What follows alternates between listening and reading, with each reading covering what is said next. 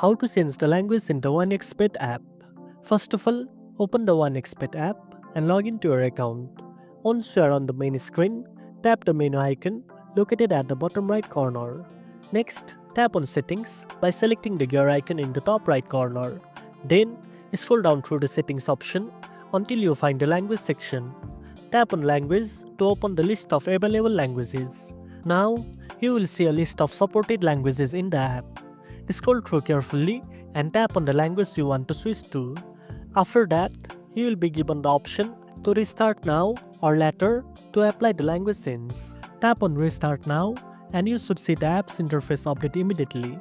Finally, if you want to switch back or try another language, just repeat the same steps and choose a different option. And that's it. Now you know how to change the language in the OneXpert app. If you found this video helpful, don't forget to like, share and subscribe for more tech tips. Thanks for watching and I'll see you in the next one.